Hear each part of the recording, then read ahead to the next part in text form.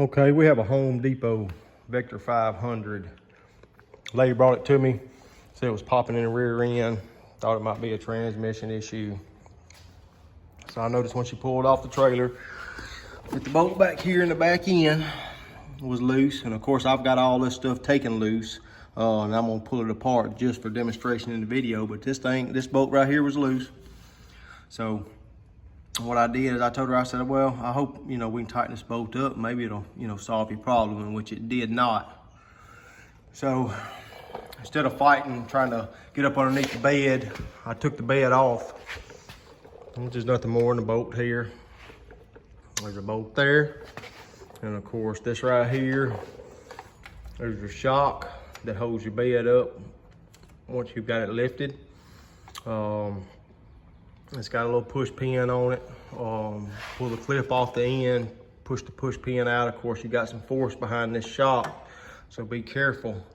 Once you get these two bolts, the shock loosened up, you have a wiring harness that hooks to your brake lines on the back end. One goes to the right, one goes to the left, one's blocked off.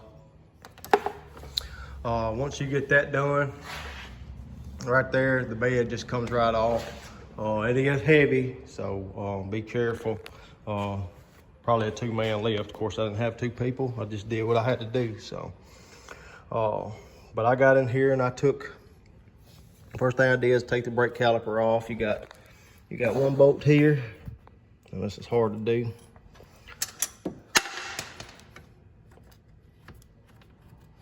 Got one bolt here on top. Again, you have another bolt. You can see it. Right. And you can't see it. But anyway, there's another bolt on the bottom. Take those two off.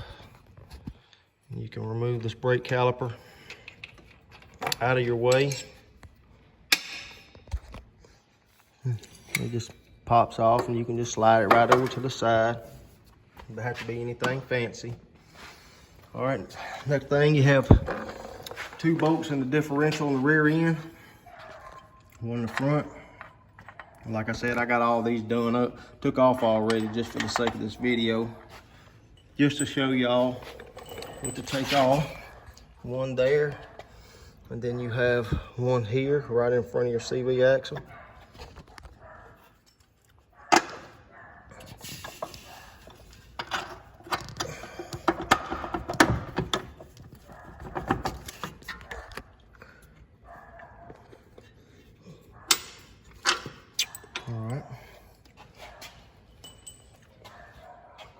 You can take and move this axle, just pick it up, and I'm just gonna fight with me every step of the way, and move it backwards out of the way. And then you can disconnect the drive shaft right here. And of course it's splined in on both ends. One end that goes in here, one end that goes in here, and it just pulls out. Okay. And of course, you can already see the splines ate up on this, so you can probably tell where the problem is. And there's a nut inside of here that you have to take off. Excuse me, inside of here that you have to take off, and this right here slide out. Inside of here, you can see the splines are ate up. But what happened is there's a factory defect. See the spring right here? It's not on the diagrams. It's not supposed to be on this particular unit.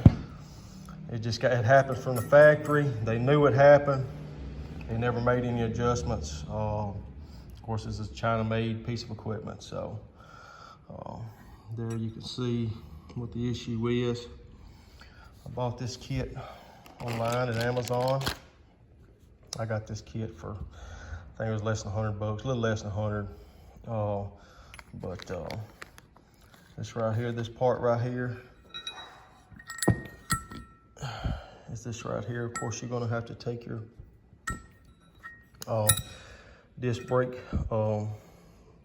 off and put it on your new piece. But other than that, that's pretty simple. It's really cut and dry. It's pretty simple.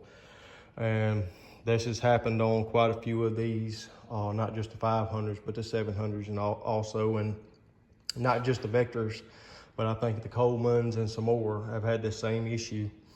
But just follow the steps in reverse when you're going back together with it, and you'll be able to get it back together pretty simple. I mean, there's gonna be some tugging in a little bit, but it's nothing too serious.